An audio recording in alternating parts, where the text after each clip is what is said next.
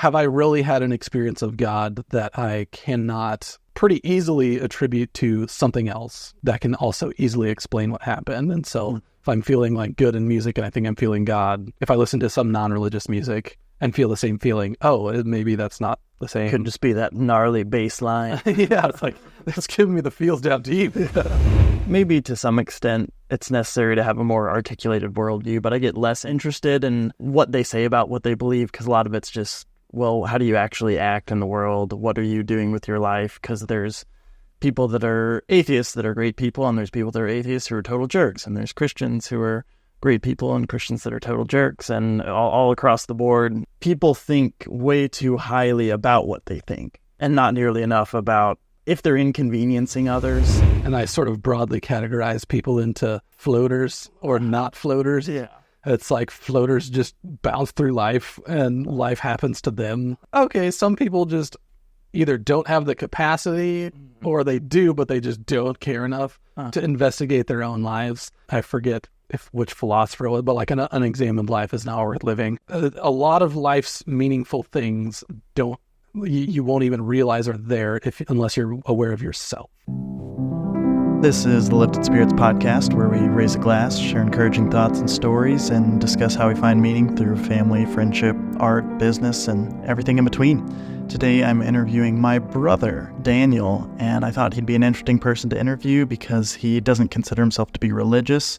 I thought it'd be interesting to see how someone comes to find meaning in life outside of a more traditional religious structure or belief in the supernatural. And so we discussed some of those things and just his story, and there is as much of a difference as people think between religious and non-religious people. So take a listen. This is Daniel. I met him in January 27th of 1993, or probably more you met me, because I don't remember much from those days. Neither do I. Because you would have been a year and a half old? Yeah, something like that. He's my brother, if you didn't pick that up from looks and beards, and I used to have the hair. And now he cut it off, so I've got to pick up the long red-haired man vibe of the family. How far are you taking it? I don't know how far I'm taking it. This is about a year. Yeah, really, like right around now is about 1 year of growth. Yeah. So I probably won't take it much longer than my hair, all of my hair being about at shoulder level. Like the hair on the back of my head is now past shoulder level, but it doesn't look, I don't know. Yeah. Maybe I'll go get a haircut. Different lengths, yeah. I've never done the long hair thing, so I thought I'd try it out with the stated goal of looking like Anakin Skywalker from Episode 3. That was your wife's request, right? That was my wife's request. Hey, it's pretty steamy. Yeah, it was. And I thought the prequels were a lot better than a lot of people make them out to be. Episode 3 is my favorite. I'll fight. I liked Episode 1. Which is in theaters this month. 25-year anniversary. Yeah.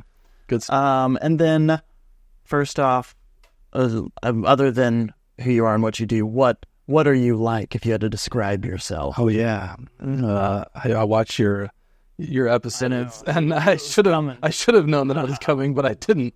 I forgot. I like to think that I'm personable and like hanging out with people and easygoing and pretty chill and hopefully fun and hopefully funny and enjoyable to be around. That's my goal, at least. I like learning things. I like doing stuff and trying to be as good as I can at it. Yeah. That sounds pretty accurate. Mm-hmm. You're an outgoing person. Yep. Would you label yourself as an intro or an extrovert? I think I would. Yeah, that's what I would. Yeah, you would. Most people would, and it's not surprising that I would too. I think that was like, there's some event I was the Amazium local thing recently that I volunteered at, and I was like, spent 4 hours just at this event volunteering at the station and running around, and like I just met people in line at the food places and like talked to all these people at all these booths, and I was like, this is so much fun. And then I was like, finally after like 4 hours I had to leave to come to like a bonfire at Denise's house, and I was like, man, I could have stayed there for like 2 or 3 more hours. Like, this is so fun. I feel so alive. Yeah. Yeah, we went camping for Mother's Day weekend, and we were with a bunch of friends, and two of them who had gotten married not too long ago, they were talking about he's super extroverted and she's super introverted, and she describes it as when she wakes up in the morning, she has $10 and every conversation's like $1 off. And he said, when I wake up, it's like I've got nothing. In every conversation, I get $1. Yeah. I'm trying to get as many as I can. That's a good way to look at it. Yeah. By the end of the day, I want to be rich. Yep. Yeah. Yeah. And then, okay. And so other than that, like, who are you? What do you do? Mm-hmm. All that kind of stuff. Yeah, I'm a teacher. So I did engineering in school and then, liked math and science growing up, and then did engineering in school because of that, and then kind of liked that. I always loved toy design and like toys and miniatures and all these random things. I'm like, oh, I wonder if I could get a job that does that. And engineering was like the best fit. So I did follow my passions, but it just happened that my passions also were like a useful skill for society that had jobs available. Uh-huh. And so then I ended up as an engineer and bounced around a couple jobs and decided, this is not as fun as I thought. And then ended up making gas stations. Yeah, designing gas station bathrooms. And no trucker ever came up afterwards and thanked me for my service. So I was like, this isn't very rewarding. And then I stumbled my way into teaching at a community college and then teaching at the university here. And have liked teaching a whole lot more, and it involves more of the extroverted stuff. Yeah. And so sitting behind a computer doing CAD all day. I always thought that my if I was ever talking to somebody at my job, it's because I wasn't doing the work I need to do. And I was like, I don't like this. Yeah. So teaching is a lot more talking involved, a lot more people, and like helping. It's got sort of that intrinsic reward, even though that's not, exactly why I do it. That's like an extra piece where it's like, oh, cool, I can help other people like have a good life and learn something new. Yeah. And I just like being a teacher. Like I like learning things and explaining things. Yeah. I guess this isn't really a part of my job yet, like interviewing people, but in a way it's a way to use my photo video skills to like actually talk to people. It can get pretty mind-numbing just editing and being in the background at a wedding, never really talking to people. Yeah, having very baseline conversations, or even some pretty deep conversations, but for a day in people's lives, and then they're gone forever. Yeah, I agree. Yeah, so that's what I do, and then live, work, hang out. Yep. Yeah. Mm-hmm. You're a pretty social butterfly. I'm pretty social, and I'd probably lean more towards the introvert, and a lot of times I think of extrovert as an excuse for people who are annoying to regulate themselves. Yeah, but you're one of the more extroverted people who's not obnoxious. There's a few y'all out there, and you can get too extroverted, and if you're not socially aware enough to let your extroversion just run wild and just stomp on everybody that you run across. Like, oh, okay, wait. There's other people that are not extroverts. Yeah. And I should give them a little more space. Yeah, or people who, I'm a pretty inquisitive person. Mm-hmm. So sometimes I'll ask someone a question that I don't realize is a little too intense or personal. And they're a little like, I don't know. Mm-hmm. And so I've had to learn how to, I can talk about the weather sometimes. Yeah. Maybe this is one of those scenarios. But it is what it is. Yeah. And then what would it mean for you in your current stage of life to have made it?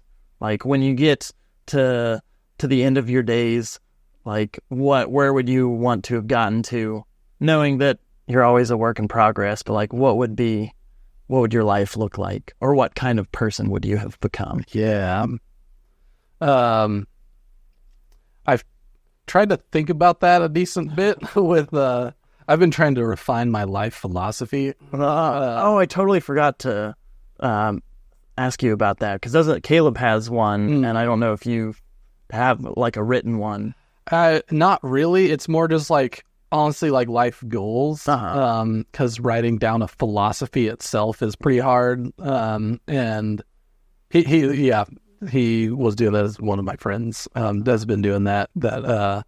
I've liked the idea of it. But it gets really nebulous because it's like, how do you quantify your life's philosophy? Yeah. And so mine at the moment is more just like kind of goals that I want to go towards. But like most of them sort of get summarized on like, okay, how do if I'm old looking back at my life, how do I not regret very much? And how do I be at peace with what I have done? Because there's always things that you haven't done. And there's always going to be things that you want to do that you'll never be able to do. There's just too much world out there. And so I guess to have made it is not necessarily to do all the things I wanted to do and having to realize that, which kind of sucks. But adulting. I know. But to have like done a lot of the things that I wanted to do, have found meaning in different things across my life and like pursued those meanings adequately, even if that turns over slowly over time, of like what it is that I'm pursuing. I've like given a good effort at pursuing those things and then appreciated, even looking back on something, I was like, oh yeah, I remember 10 years ago when I was into this thing, or doing this thing or in this phase of life. It's like, oh yeah, I can remember that fondly and be like, okay, that was cool. That was that time in the past. Like, I don't have to think my life is less now that I'm not doing that thing. And so like having lots of those moments over time, or like phases over time, and be able to look back at all of them and be like, yeah, this was like really rewarding. And have had a happy family life with not a lot of trauma or whatever. And then helping other people, at least those that I contact, also have hopefully a better life than they had had if they had not known me, you know. That's a good metric. Yeah. I mean, that's like a baseline. At least they're untouched by my influence at the worst. Yeah. So I think that would be like making it, is having gone through life and done those things and appreciated those things and not have hurt anybody, and ideally have made their lives better. Yeah. Maybe that's too broad. No, I remember hearing a podcast about some guy who got rid of one of those worms, one of those parasitic worms, like wiped it off the face of the earth, which I forget how he did that in like ethics and PETA and stuff. But the person was saying like, that's a life well lived. Like, this guy saw a problem, he got rid of it, he made life better for so many people, and like that's a quite a thing to stand on. Or it could be, a lot simpler, just even, I mean, I get gas at the gas station. I go to Love's.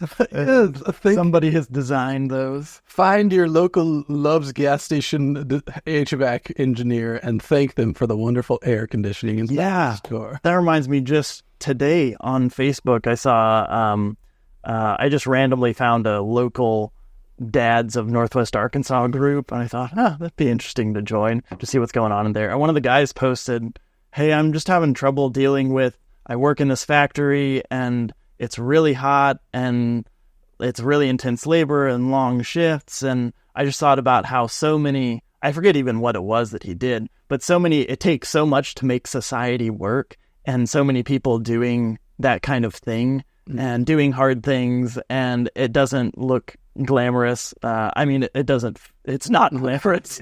And, but yet, like, the lights are on because of that, and the roads work mostly, and most things in America there's lots of issues, but like things work pretty well, and there's a relatively reliable grid, there's reliable food, there's just reliable school systems, and there's always room for improvement. And it takes all those people making that happen. Those don't just automatically happen. Yeah. I was thinking that Fleet Foxes song, where it was, I forget the song, but it was like, at first I thought I wanted to be like a unique snowflake or whatever, but then it's like, and then I started thinking I'd much rather be a functioning cog in some great machinery working for something beyond me. And I was like, I like that. And then he's like, and I don't know what that looks like, but I'd like to do that. I was like, that's an interesting thought. I like that way to put it. Yeah. I fully intend on doing an episode at some point of finding meaning in like lack of individuality. That's sort of the highest value in Western society, and it's really great overall. But I think there's the dangers of people, like being a part of something bigger than yourself can be really important to finding meaning and not thinking at all about like, what kind of life do I want to live? What do I want to do? And having a sense of duty to some extent of like, I do owe society like some sacrifices of my personal desires and all of it. Mm-hmm. Which you can have some of this too. Okay. Gin and just introduce the zero alcohol gin. I really like this one. Nice. Some of them are better and worse. Zero alcohol because it's midday and I gotta drive home. That's right. Yeah. I filled yours with it's bitter. I like bitter stuff. That's okay. Have that OJ in there. Yeah, I'm not a huge straight OJ fan. Or just straight. Really. Person. Yeah, I mean, I would do straight alcohol probably more than I would do straight orange juice. Yeah. I guess it's not you. It was I remember the most expensive whiskey I ever got brought to some family event, and David, our other brother, just mixed it with Coke. Like, okay, this is it's his whiskey. I gave it to him. He can do whatever he wants with it. But like, don't throw your pearls before swine. The Irishman in me just hung my head. Disappointment. Yeah. Dishonor on the family. And then, what would you say just currently in your day-to-day life is giving you the most meaning? Simple things. It's like getting you out of bed, getting you excited to wake up and do your day. Like literally day by day, just kind of like the individual things, or like kind of the... Not necessarily. Well, maybe start like bigger and then you can go to the narrower. I think like some of my like more... Like, I think about where I spend my time and using that as a metric of, like, what do I think is important? And I just spend so much time, like, watching documentaries and watching random things on YouTube, which is, like, all nonfiction. It's just, like, about the world. It's about different societies and cultures. And so, like, I was like, I feel like knowledge, I love learning new things about the world and about cultures and about different processes and different technology and stuff, and just like being like not even reading the news, like I guess staying up to date with current events, but I really don't read current events all that much, but just learning new things. And then like that's always exciting to me. I don't know, a vast encyclopedia of random facts. Yes. I know, and those are all the facts that I remember. There's so many that have gone in there, stuck around a while, and just fallen out at some point. Are there any current ones that you're just really excited about? Random fun facts? Well, I mean, it's not that I'm excited about it, but I did find out that somewhere out in space, there's a giant cloud of ethyl alcohol. That's enough to get I think it was like every human on Earth could have 300,000 pints a day for the next billion years. And I was like, that's exciting. I was like, that's a lot of alcohol. Yeah. And yet, here we are at this table, you giving me the zero alcohol stuff. I know. Oh, dang it. So I thought that was funny. It was a literal ocean of alcohol. Just floating out in space, ready for us to just zoom by and open our mouths. So that was a fun little factoid I learned recently. I don't know how space works, but they say, it's a vacuum or whatever. Does that mean, like, can you suck stuff? I don't even know. It's probably like so giant that it's like one atom of, or like one molecule of ethyl alcohol, like floating out every, 5 kilometers or something. And like when viewed from that far away, it looks like a massive cloud. I don't really know. I'd have to watch that video of something that I think it was the science show, the PBS one with Hank Green. No, the other Green. I forget. But yeah, I was like, that's pretty interesting.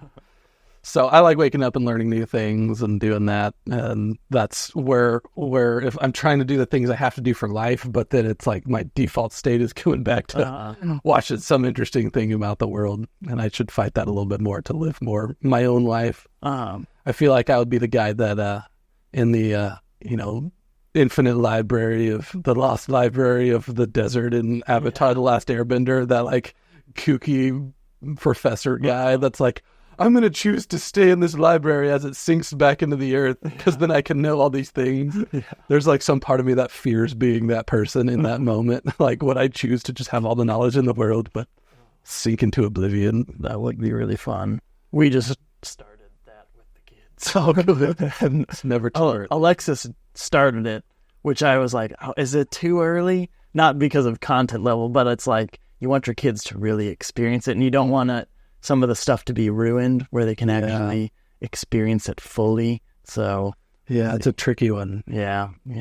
But it's here, ready or not. And then, I thought I'd get you to share some of your story of like, I've interviewed different kinds of people, and a lot of people who take a more religious bent, and you kind of being more detached from organized religion, and just how people find meaning in that way. So like, how did you grow up and all that kind of my story? Yeah.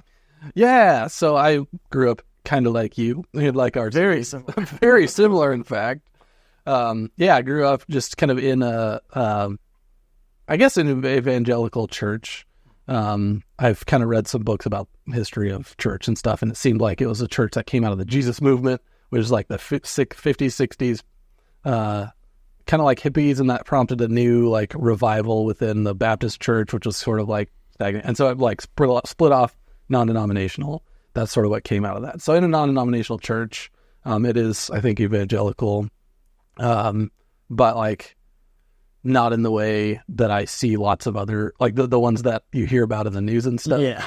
Not like that. Like it seemed on the whole like a pretty healthy place to be. Even though they still held evangelical beliefs. Because overall, getting ahead of the story some, but you would probably say that you had a pretty good experience in church. Like a lot of people distance themselves because of some bad experience or pastor or whatever, but your experience wasn't like that. Mm-hmm. Yeah, exactly. That's like, I really, really liked it. I was like really involved, really committed. I, did all the stuff, was involved in all the activities. I like, in terms of spiritual beliefs, I actually like dug into it. I read Bible a lot. I went to all these extra classes. Like church was my extracurricular activity that I was really involved in, and I really liked it. A lot of my friends were there. I got along. Some of my best friends I met through church. We had a lot of fun doing all sorts of different stuff. And so maybe now that I'm no longer hold Christian beliefs, I realize that that's probably not maybe that's less unusual than I think, but it does seem like more people have a bad experience and that's why they leave.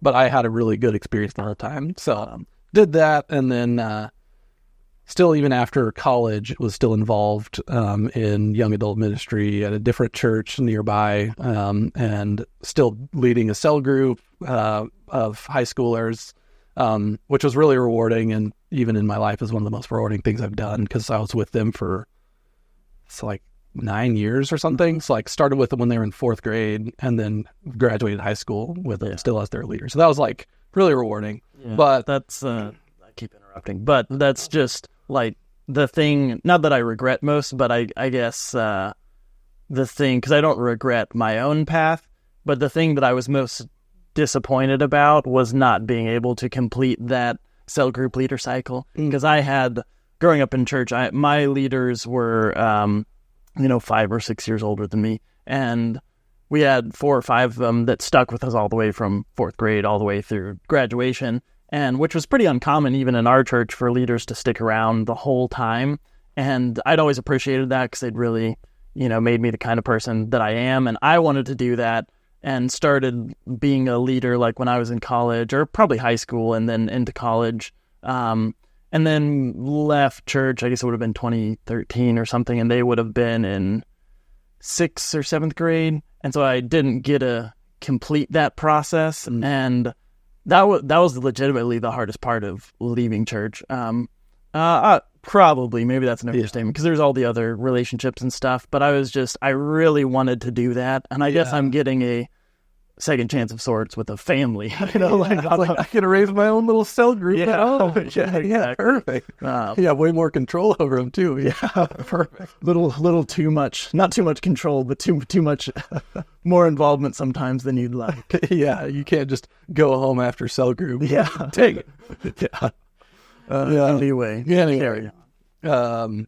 Yeah, so they graduated, I think, in 2015, and then I was still involved for another couple of years after that. I think it was 2018 was when I sort of had, it was kind of like a realization in a moment, but that it wasn't like a super profound, like, I don't believe this anymore. It was more like, wait, what about this? I think the idea was like, have I really had an experience of God that I cannot pretty easily attribute to something else that can also easily explain what happened? And so if I'm feeling like good in music and I think I'm feeling God, if I listen to some non-religious music and feel the same feeling, maybe that's not the same. Could just be that gnarly bass line. Yeah, it's like, it's giving me the feels down deep.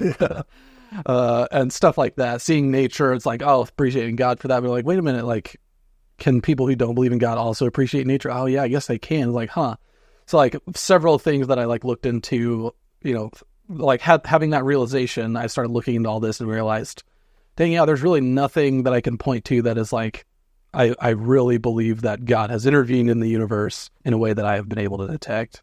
And then that sort of threw me out of whack. It was like, wait, do I believe in God anymore? Wait, and so I spent like 6 months diving in real deep. I think it was like, I did a loose approximation, and for 6 months it was like 3 hours a day. Mm-hmm. If you tally up all of the books I read and videos I watched, and I spent so much time on Wikipedia and reading articles and reading links and bouncing around and talking with people. And then kind of by the end of that, I decided I don't really believe that there's any, I don't believe in the existence of, or I see no reason to believe in supernatural things. That everything so far can be explained well by things within the universe, real physical things that happen. Yeah. So that's kind of what my beliefs ended up being. And then I'd spend another 6 months like rebuilding what it is that I actually believe. So that was kind of my journey. And then now, like, honestly, a lot of that stuff is behind me. Like, I sort of like packaged it after a couple years of really like figuring out if this works or not. I'm like, yeah, I think I'm happy. And then in the last 2 or 3 years, I've not really thought a whole lot about it. Yeah. I'm like just living my different life, Yeah, that's very much how I feel of like I sort of had all these ups and downs and repackaging and that doesn't work. And then it sort of fizzles out and then trying something new. And it's like, this seems to work pretty well this way I'm viewing life. So, and I still have plenty of questions, but they don't egg at me like they used to, and it's like this is functional. Like this belief system gets me through the day-to-day and seems to produce good results when I actually abide by it. And why not? I live my life like this. I'll get a 85% on the exam. Like a B is okay. Like it's not perfect, but it'll do. Exactly. So if you sometimes labels can be misleading or not terribly helpful, but if you had to label yourself, then it could be a longer label and definition would be like more atheist, more agnostic, more, a combination or what? Yeah, I'd probably say atheist. I think personally, then there's, splitting hairs a little bit, but like, I feel like agnostic is like the weak man's atheist. It's like you don't have a spine enough to say you're an atheist. But also I get it that when you say atheist, it's kind of like a loaded word. Where it's like, you think there's no God and like all this stuff. And it's like, it's kind of yes, but it's different where it's like, I don't see a reason to believe in God. Yeah. It's not that I deny the existence of God. It's just I don't see a reason to believe in a God. Yeah. So it's a subtle shade of difference. Yeah. And so normally I feel like I'm extroverted enough and maybe even well-spoken enough and maybe just confident enough in my own belief that I just like, I'm an atheist and just live with it. Like, whatever people want to think about that. So that's kind of where I've ended up. Yeah, because especially with agnostic could be such a broad term. Yeah. It can include crystal people or like Neil deGrasse Tyson. And,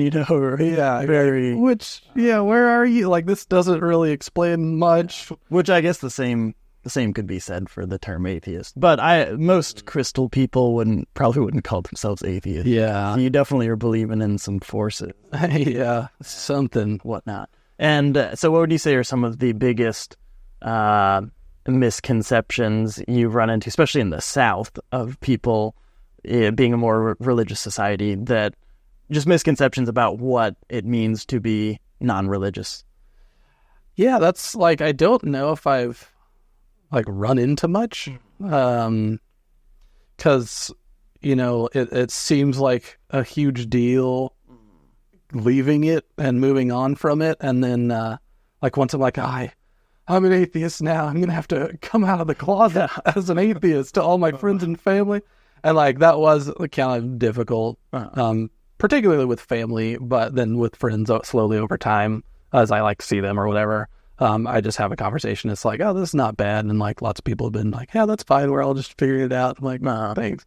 But then after that, it's like, it's not like I'm meeting random strangers and then telling them I'm an atheist and then they're fighting me about it.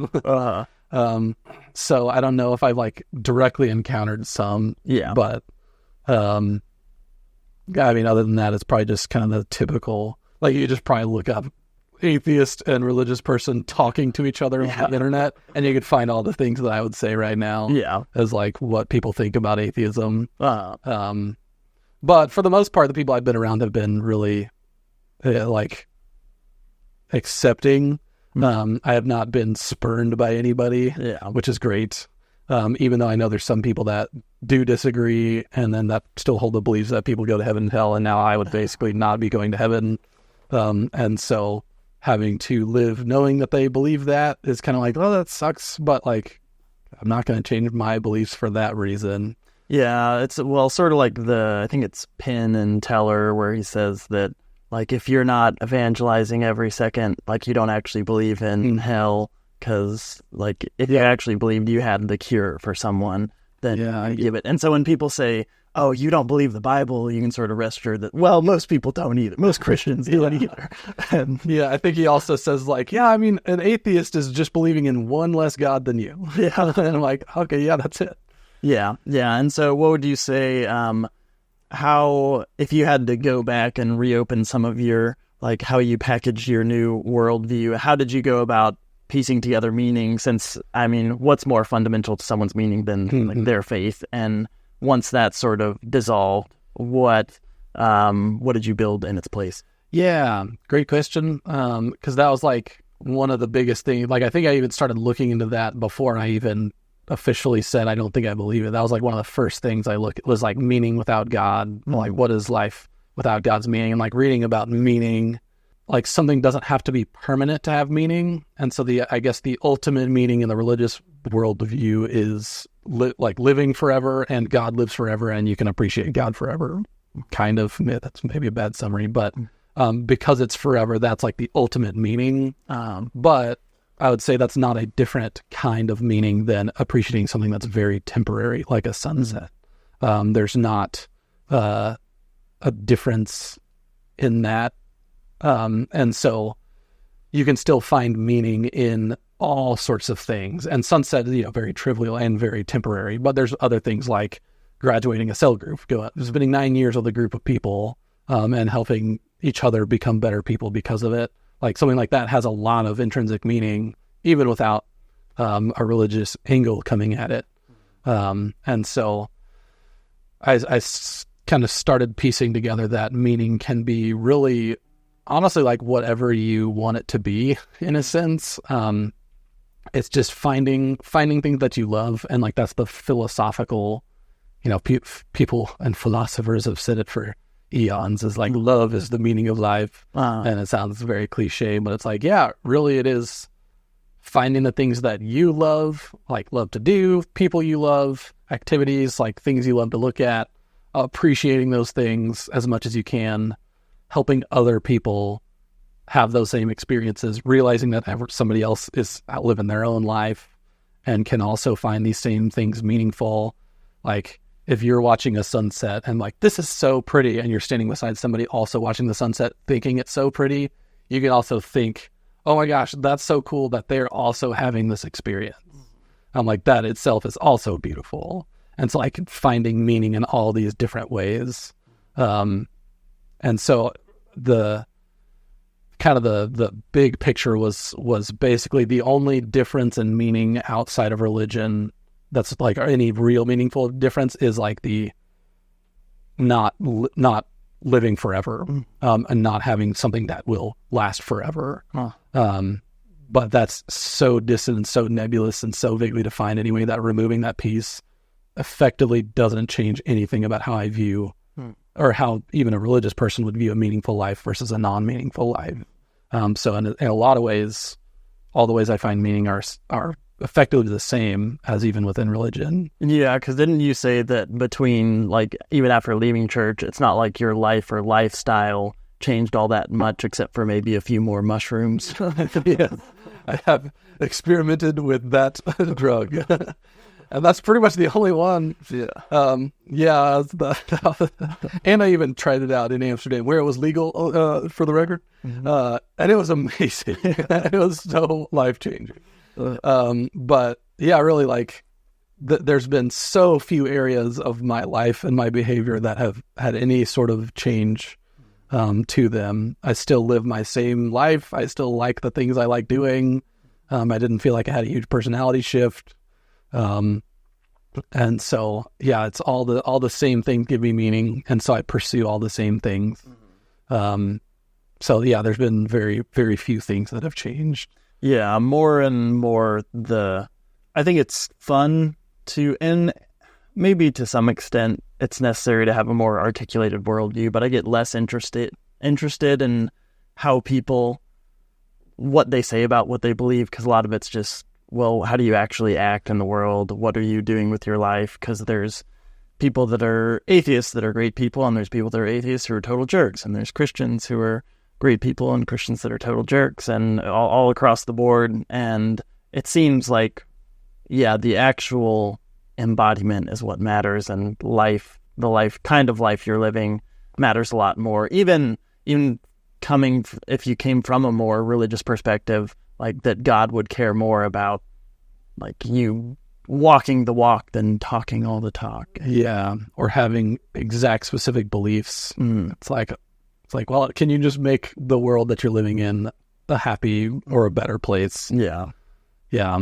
Yeah, because I think people think way too highly about what they think, and not nearly enough about what they, if they're inconveniencing others, and if their beliefs cause real problems in the world. Yeah. It's like, oh no, I got to this belief, and so now I'm sticking with it. And it's like, well, if you track that belief forward a couple steps, is this going to be a bad thing? Yeah. It's like you don't quite get to that point before you just lock in your belief. You're like, I don't know. Yeah.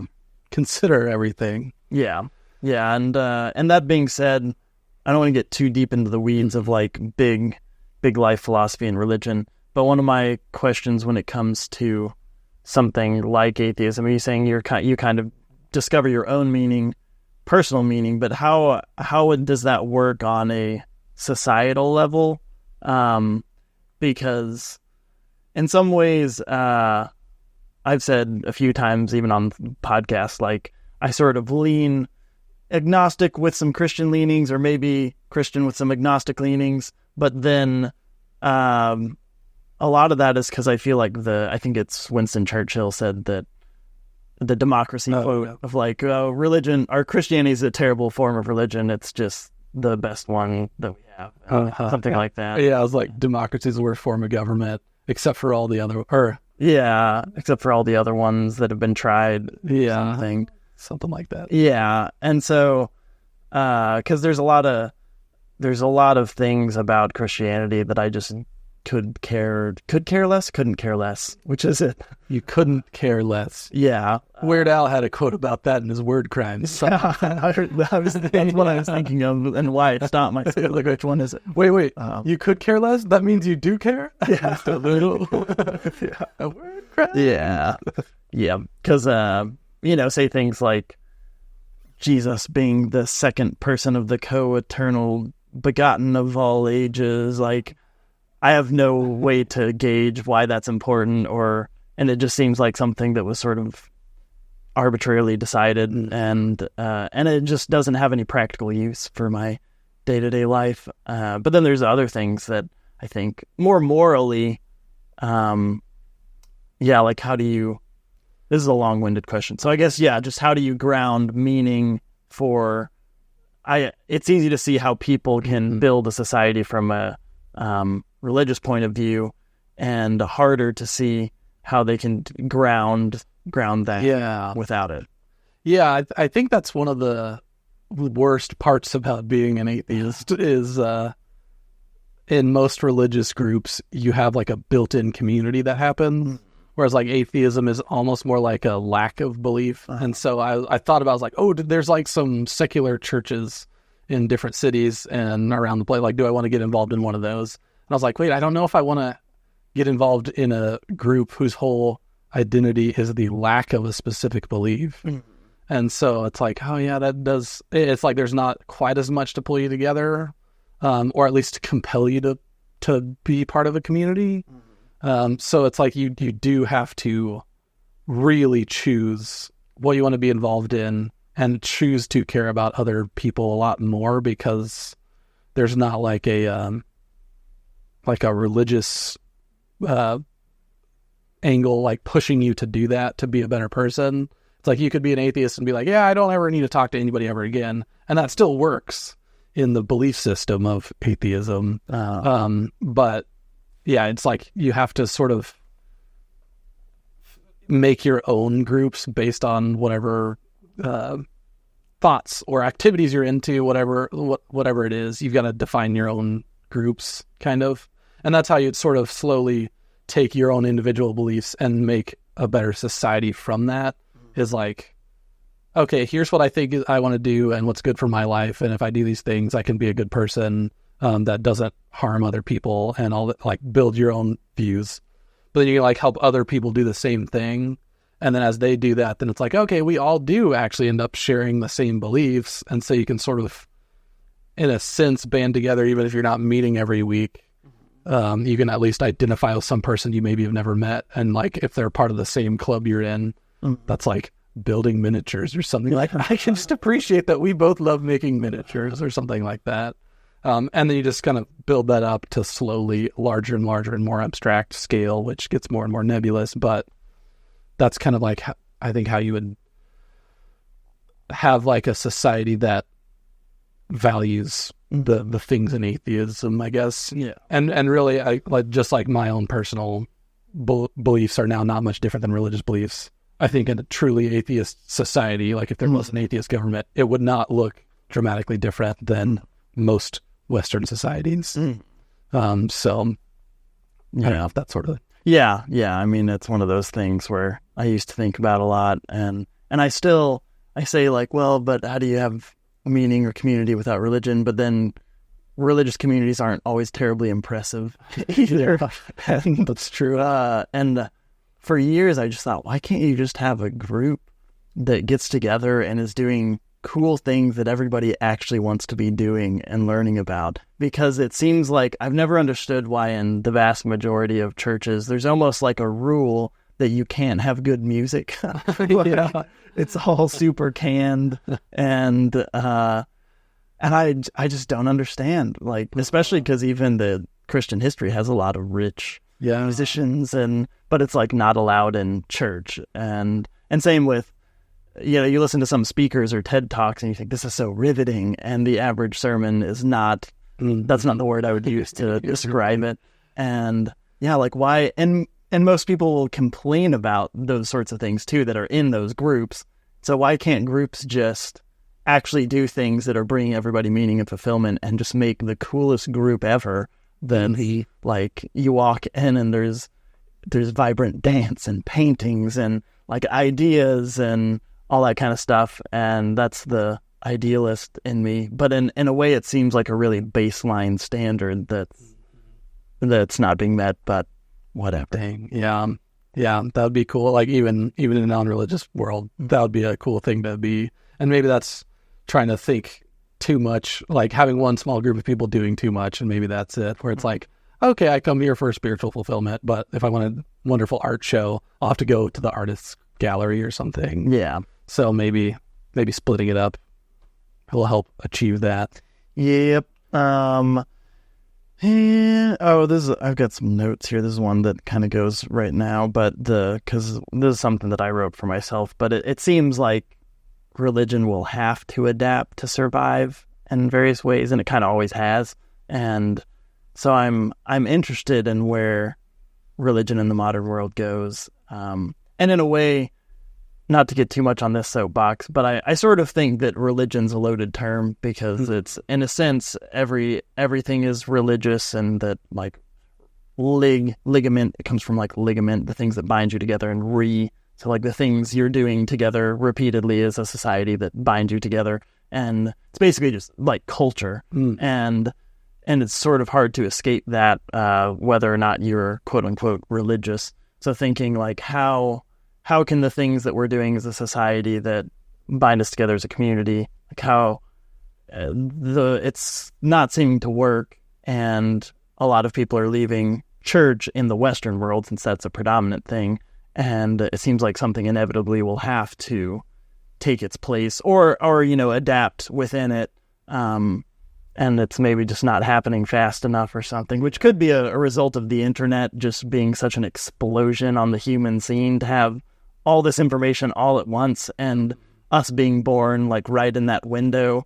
We just think, why is everyone not adapting to all this information that's so clearly in front of us? But not that makes it sound like older people are dumb or something. Yeah. But it's there's a reason that, because there's plenty of young people don't quite get it. Yeah. Maybe that's why maybe because I'm like very knowledge driven, maybe that helped me have, even before, because like even when I was growing up and religious, I was into apologetics. I was like really wanted to know what it is that I believed, why I believed that. Like I was very much like reason engaged in beliefs. And so maybe developing those tools made it easier to handle the internet as it has happened. Be like, oh, okay, I can parse information a lot better and really sniff out the stupid emails that are clearly scams, but people click in droves still, and are like cause massive problems at companies. Like, how do you not see how much of a scam this is? I watched an interview with, I think it was like a CBN or one of the big news channels, but an interview with a lady who was just convinced that she'd been emailing Keanu Reeves and that he needed her to give her gift cards and stuff. And this had been going on for a long time. And it was them trying to say, what can we do to help you see that that's not happening? And she didn't, like, if you would have talked to her, she didn't seem like a crazy person, which was almost scary.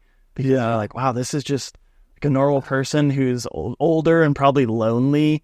And that's probably one of the main drives. And that's really sad, but it's also really terrifying because these are people who have potentially lots of assets and and who can give all their money to Keanu Reeves via gift cards on the internet.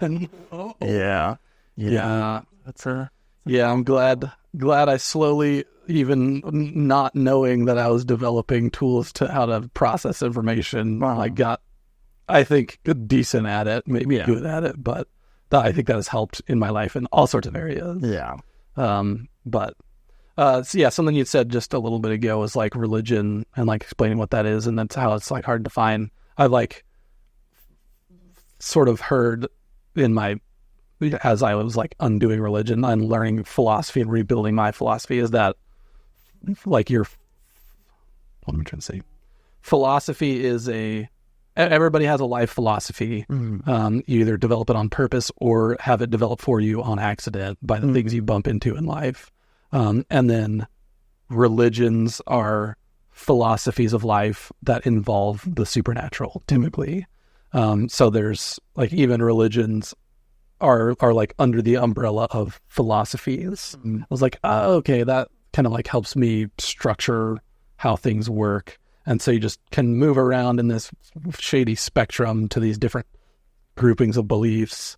But it was like whatever grouping of beliefs that I ended up at just like fell outside the umbrella of believing in supernatural things, even though all these other similarities are still there. Yeah. It's like giant Venn diagram with all the different overlaps in different places. Like, okay, I just moved right outside the circle that involves belief in supernatural, but so many other things. Yeah, and I think that's probably the like colloquial use of the word religion. And I would think of religion more as I don't really think religion has anything to say about science, or maybe like when it comes to morality, I still don't see how you can get from just science to morality.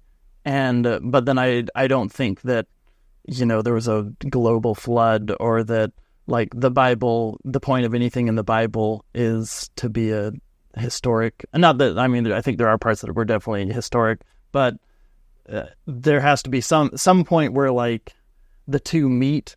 I was actually talking with our sister the other night about this because they're doing some Bible class. She's asking like, "Oh, do you think that Noah's flood actually happened?" And it's like, well, no, but and so it's hard to parse out of like, well, it's like, do you believe in the Bible or not? It's not really that straightforward because there has to. Yes, I think Jesus was a historic figure who lived and died and all that, but then there has to kind of be a point in my mind where some of that meets, and it doesn't even necessarily have to be with Christianity, but where something meets with like why there's a reason behind everything, and of why would you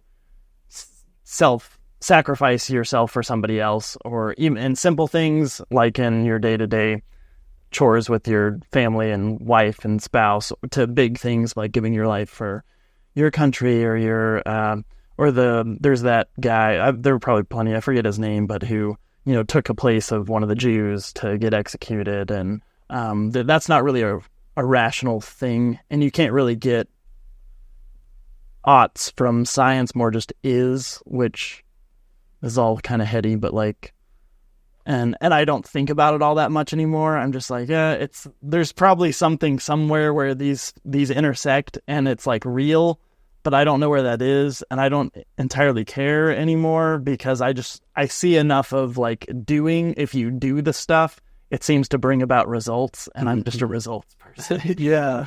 I was thinking about that, like looking over the questions for today and thinking a lot of like meaning. Something I cared about like 10 years ago that I don't care about now is all this meaning stuff. Yeah. It was like, whatever. It was like almost like the perpetual desire to find meaning, like squeezed meaning out of life to where it was like so hard to get. And I was like, honestly, once I got to a good enough place, like, forget it, I'm just not going to care anymore. That's when it's like, oh yeah, life like is wonderful and feels more fulfilling. And so like once the focus is off of that, it's like you just live your life. You're like, oh wow, yeah. Like I don't have to have exactly defined exactly what it is and wrestle with these things because you're never going to get to an answer. Philosophers have literally been thinking these same things for thousands of years. Yeah, and that's part of why I really like finding meaning from more of a practical standpoint of like what are the things you're doing that just add value to your life, and because it does get pretty. And why I was really interested to talk to you because sometimes, how should I put it? I've talked to other people and their thoughts and their answers are so colored by their religious perspective that it seems very abstract to me, and like I can't relate to that, or it's hard to translate. And so just finding how do people find like anyone, like universal meaning, like what's making you get up, in the morning and that kind of stuff. So this would align with some of the practicality of when's a time in life you've been in a really low point or slump, which you don't seem like a very low person most of the time, but when you have been there, what have been the things that have brought you out of that? Yeah, I think in general I lucked out in life somehow because I think my happiness base point is very high, and so I feel like I like default at being like all right, I'm living life, this is great, and so it takes a lot to get me down. We both lucked out on the anxiety front. Oh man, yeah. I experience anxiety probably once a year, and it's like like a shadow that comes and I think, oh, that was weird. And it passes on. Yeah, it gives you the goosebumps once, and then it's gone forever. Yeah, until next year. Which I wonder. Going back to religion a little bit, I wonder how much of that is based off of me being a super literal person and thinking so much about growing up and Jesus saying, like, do not be anxious about anything. And I would think, okay, I'm told that if God commanded something, you have the ability to do it. And so anytime I feel anxious, I think like, well, Jesus said that do not be anxious, which implies that I cannot be anxious. And how much of that was trained in my brain. And I didn't have much empathy for people who do have a lot of anxiety because, like, it's sin. Anxiety is sin. But to some extent, now I wonder, like, not that I would say, like, oh, it's sin or whatever, but, like, why, or maybe that was super helpful in a way that I didn't even realize, where you're believing something and it sort of makes it happen. And so manifest your own reality, man. Yeah, maybe it was the same for me because, I was like, don't worry about the food you'll eat or clothes you wear and all that. And sure. Like, all right, that's one less thing to worry about. Yeah, this will make life a lot easier, won't it? Yeah. And then traveling made that happen too, because it's like, oh yeah, sometimes you just get trapped in a national park in China for at nighttime, and you're like, oh crap, it's 6 kilometers to get to the entrance, and then another 3 kilometers to get to my hostel. Sure. And then you're just like, well, I guess I'll start walking, and you just can't worry about it. So yeah, maybe I looked out on not having anxiety. What was the question? Yeah. So have you ever experienced a point where you were pretty low? Oh, yeah. And if so, what did you do? Yes. So I did, like, I mean, believe it or not, I do have sadness. I do feel bad sometimes. I mean, like even a couple weeks ago, I was like pretty stressed out with all the school stuff I was doing because on top of working at school, I was taking 3 classes and then taking a programming class, which was way harder than I wanted it to be, and I was struggling to get it. So, like, that was stressful. But, like, in terms of, I think my, like, lowest point in life was just before my religious belief changed. That was, like, end of 2017, because I really didn't like designing gas station bathrooms for truckers to literally poop on. And hopefully in. Yeah.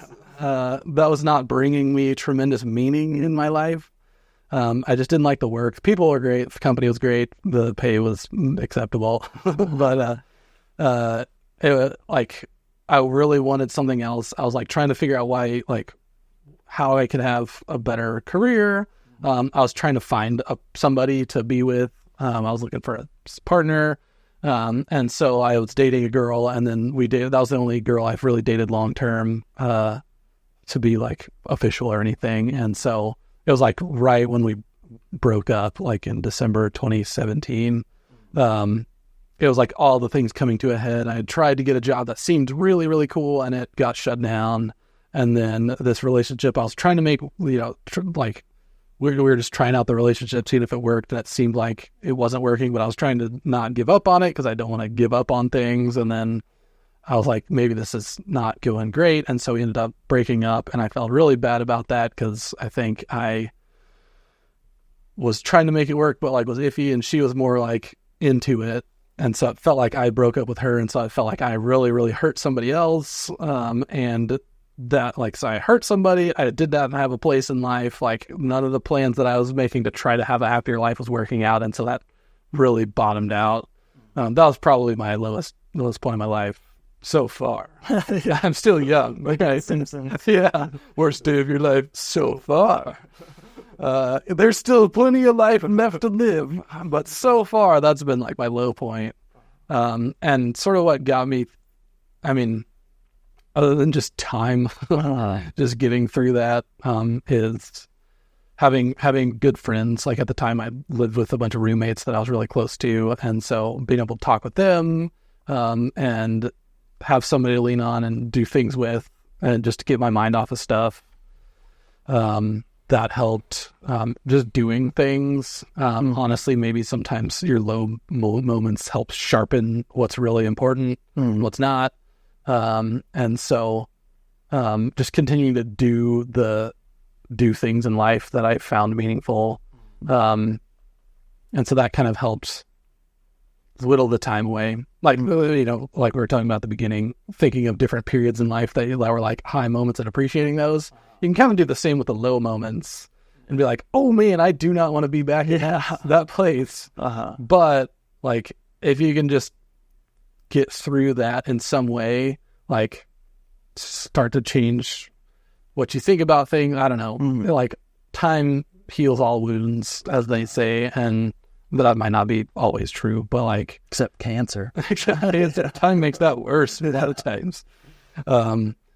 Yeah, it's like giving more distance to that just makes it hurt less and less. And if you can resolve it and like come to peace with it, it might still hurt, but like it will, you know, seal up and become infected and be a problem for the rest of your life. You can just sort of move on, have that scar, I guess, but that healed nicely. Yeah. I don't know if that's a good metaphor. I'm not in the health world very much. Yeah. No, I mean, it sounds good to me. And I kind of feel like scarred over sounds a little like callous. But to some extent, there is a part of me that's dead inside, but it's probably a good thing. You've cauterized that part. Huh? Yeah. Like some things you're maybe too sensitive about, and it's I hate to say like sensitivity's a weakness. That sounds very like macho. But realizing like, even like this would be a good example. I brought something, I'm trying to think of how to phrase this without outing. I brought like a story time for kids to do at the camp out that we did. And, cause I just like doing stuff. And I thought, I want to work on my grandpa skills, like how to tell a good story around the campfire. And, you know, have little parts for all the kids. And it's like a good, nice story about helping people and, you know, nothing controversial or anything. And I brought it up to several of the people like, hey, can we get this? Maybe get some volunteers. And it seemed like they're like, oh, we'll do that later. And, you know, I asked a few times throughout and it seemed like people just weren't into it or they were busy. And I think years ago, I would have gotten really discouraged about that. Of like, I put all this time and effort and brought all these props and everything. And they weren't even interested. And now it just being nothing personal, like they're busy, they're trying to keep their kids from dying in the wilderness, you know, and, you know, camping with kids is a lot. And it's just nothing personal. And sometimes you've got to grow up and realize that it's not all about you. And so kind of cauterizing some of those personal offense and... Yeah, just getting like a little harder self. So where you're like, maybe not like you could still be as sensitive, but like not have it impact your life quite as much. Yeah. And have a like, almost like a more realistic view, a less romantic view of the thing. Yeah. Because like, you know, you throw a birthday party and, you know, a quarter of the people you invited come. You're like, oh, darn. Or like, we'll just have a get together at your house and you have 30 people you messaged in the group. Only 3 of them say they're coming and then it ends up none of them come. Like this just happens, I guess. I mean, I wish it didn't. And maybe I could be the one that actually shows up to those things when somebody else throws it. But like, it's not because people hate you necessarily. Yeah. It's most likely, unless you're a real piece of work. It's not because people hate you. It's just life. Like everybody's living their own lives, and don't take offense. That sort of thing used to make me spiral. Not in particular because it would be related to community, like wanting to do things that would build authentic community, and then it just not working, and being like, what's the point of doing any of this? And then I just get like in this big depression hole because I was naturally happy until I started thinking about it. And so that's why I stopped thinking about things, and now I'm really happy. That's why they say ignorance is bliss. That's why you're so blissful all the time. Yeah, right? life's pretty Yeah. Okay, and then this is just a little follow-up. You sort of talked about things that mattered to you 10 years ago, and this is a similar question, but what's something you think people focus on too much, and then vice versa, something that people focus on too little? Kind of already said the meaning thing, where it's like the hyper focus on finding meaning kind of kills meaning a lot of times. Do you think though that I am an extreme case, but then I felt like I had to be extreme to offset people's just total lack of interest in investigating the world. And so do you think that that's a, do you think the baseline for that should be risen or not? Maybe that's the same thing as inviting people to party and just realizing that a lot of times people will come. Yeah. It's like, I want you to think about your life. Yeah. What are you doing with your life? Oh, I don't know. And yeah, at some point, you're just like, okay, some people just either don't have the capacity or they do, but they just don't care enough to investigate their own lives. And I sort of broadly categorize people into floaters or not floaters. Yeah. It's like floaters just bounce through life and life happens to them. Yeah. And so it's like you can choose what happens to your own life. And it just takes effort and looking into it. And so I want that for everybody. I feel like life can be more meaningful and happier and more rewarding and fulfilling if you really think about what you're doing. And I forget which philosopher it was, but like an unexamined life is not worth living. I think that was like Plato or something, like way back. And so I'm like, yeah, I think that's totally true. Like you sort of have to be really aware of yourself. A lot of life's meaningful things you won't even realize are there unless you're aware of yourself. Yeah. And what's happening to you, even not just on the philosophical level, but like really when you're eating ice cream, sit there and be like, this is good. Yeah. And like doing that a lot. And maybe that's mindfulness. And maybe that's what prevents anxiety is like, maybe we just ended up being mindful of things a lot more and focus on ourselves and be like, okay, what is this experience? And appreciating that. Because if you don't do that, then you just eat a giant scoop of ice cream, and 90% of the ice cream goes to your stomach without your tongue ever touching it. Yeah, which is a crime. Because ice cream's delicious. Alexa and I debate about this though, because she likes to savor things, but I savor things by devour. I savor the feeling of fullness in my belly. Yes. Yeah, I go through the periods. I also eat really fast, but sometimes like I get made fun of anytime I have a shot. Even if it's like vodka, I'll literally sip a shot of vodka. Oh, yeah, me too. It's like every little drop that doesn't touch my tongue or my mouth somewhere, wasted. Yep. So maybe that's what I wish people would care about more is like thinking about their own lives, but being realistic and be like, all right, yeah, maybe the lizard Illuminati people are right. These are all just sheep. And like they just need to be guided. And I can be a benevolent guider and just guide them to a thing that will make them a little bit happier, but they're sure not going to guide themselves to their own happiness, please. Yeah. So I can try to make that happen for me and the other non-floaters. And for the floaters, I put the guide rails on the river where they're floating down into a happy place. Yeah, it's hard to. Do you have any answer to? You and me and David, our other brother, tend to have a lot of questions and think about a lot of things, but that's not really the environment we were raised in with our parents or like our circles. Not that our parents are intelligent people, but they're not super inquisitive. So like, why is it that we turned out like I don't know. Maybe it reached critical mass. Maybe parents do like, maybe they like care about stuff and they do ask questions and do that, but maybe that environment caused us like ramped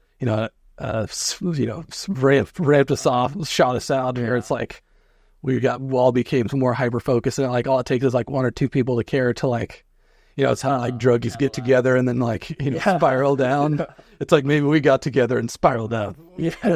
Or it's like somebody else to like ask interesting questions to and talk. Maybe spiraled out into a bigger, better existence. Tool song. And that's about the Fibonacci sequence. Because I definitely, I'm sure you can relate, of being a non-floater, it's really hard to not look down on people, which I've gotten a lot better at, legitimately. But for years, I was just like, people are so dumb. Like dumb in the most basic sense of the word, like ignorant, and so uninterested in doing like any investigation. But now it's like, there's people that I would label as dumb who are like twice the man I'll ever be, and maybe that points to like what actually matters in life, and I think you and I can really agree on most things. Like I'd probably use more like the Christian story to sort of project that onto the world and have a language to describe things. But when it comes down to actual like day-to-day life, we wouldn't have that many disagreements on what's good and useful and helpful for society. And I like finding things like, what are things we can all agree on and do those really well, and then maybe the things that we disagree on won't matter as much. Yeah, and maybe that has like perpetuated itself because we do talk to each other and we do ask questions, and at family dinner it's literally like, it seems like every family dinner turns into like, oh, what do you think about like this random weird subject that's like impacting the world? Like, is everybody just a teensy bit gay? Like, let's have a discussion about that. Like, and then we could like all sort of talk about it. Yeah. And maybe after so many years of that happening, it's like our beliefs all sort of cluster together. And then maybe that does prompt us to like seek other people that have the same thing. And so I think my roommate Caleb and even our old roommates and like all the people I've surrounded myself, people even that live far away now, like a lot of the people I stay in contact with, I like them so much because we can talk about different things. I just talked with my friend that's in book club, Brian, that lives in Hawaii, and we talked for book club for like an hour, and then everybody left for book club because we were online, and then we talked for like another 3 hours, just catching up and talking about all sorts of random things, and like we had to hang up because we had to go to dinner. Yeah, and I was like, I would have just kept going. Yeah, like it's just I like surrounding myself with people like that, where I can just talk and we can get along and talk about big ideas, and like getting more and more of those people. Yeah, surrounding yourself with makes just life more interesting. I definitely need springboards for all the YouTube videos I watch. Just someone to ask, like, I watched a video on, can strippers also be feminists? What do you think? Oh, yeah. Yeah, the sounding board. It's an important question. Yeah. But the last question is always just like a practical challenge you might give to people to help them be a more compassionate, well-rounded human being. Yeah, something tangible, the whole SPAM thing, specific, practical, applicable, measurable. But some of those sound... No, I think it was SCORE. Specific, I don't know. Anyway. SMART, specific, measurable, achievable, repeatable, teachable? I don't know. Okay. Something like that. Yeah. So, I mean, probably... if we boil down my whole life philosophy, it really comes down to the golden rule: do unto others as you would have done to yourself. Yeah, but if you had to give an actual... Yeah, so like in that spirit, be skeptical of everything you're told, always ask questions about it, and that'll get you a good place. So like, don't just believe what you're told, like ask for the other point of view, because there's always another side to the story, and then give that real weight. Don't just learn about it to dismiss it or to better attack it. Like actually process that belief, and then do the same with people that hold different beliefs. Like put yourself in somebody else's shoes, but like really put yourself in their shoes. Think about what their life is like right now, today. Live their life today. Walk it through in your head what it looks like. Really empathize with that other person and how they view the world. Because even if you think they're wrong about something or some specific belief, you'll understand them a lot better, and you can still love them even though you strongly disagree. And so like do that with everybody always, like as much as you can. Really, really, really think about what it's like to live the life of this other person that you talk to or see on the internet or whatever. Yeah. Live their life in your head. Yeah. So a few people will start that process and actually think, well, what if they're right about whatever thing? And that's been a big thing for me of like, maybe I'm wrong. And I read a book called Being Wrong. Yeah. It was a good one. Yeah. And I mean, I knew for years, like you might be wrong about stuff, but it took a really long time for the stuff that you like, your core values, for you to say, well, what if they're actually right about this? Maybe just not even the whole thing, but like this aspect of it. And yeah, giving that some weight. And I just listened to a debate yesterday just because it popped up on YouTube on like, is marriage worth it in the modern world? And it was interesting, but at the end they had them steelman each other's arguments and present the best possible form, and both of them did like the exact opposite of that. Tear down each other. Yeah, and I thought, wow, this is like I'm just not interested in that kind of stuff or those kinds of people, I guess. It's not people that I listen to regularly anyway, but I thought, well, I'm definitely not going to listen to more of them, because if you don't even have the goodwill to give people the benefit of the doubt, be genuinely curious and interested, and can have, good faith, then like what are we even... Yeah, you're just fighting each other. Yep. Yeah, maybe that's another good practical takeaway is like steel man somebody's argument. Don't just build a straw man and then knock it down. Yeah.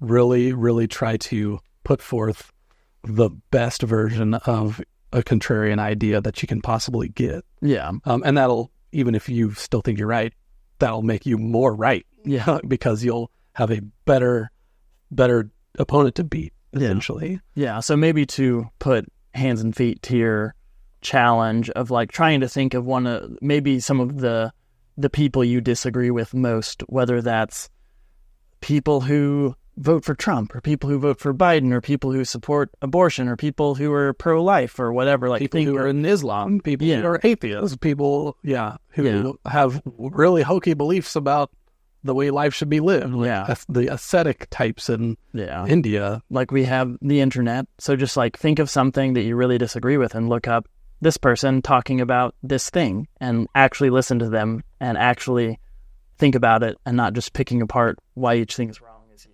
listen. Yeah, that's like the homework, the takeaway homework.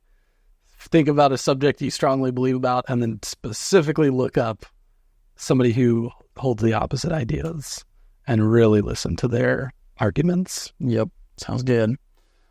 All right, well, thanks for coming. And any last thoughts or words? No. It's been great being here.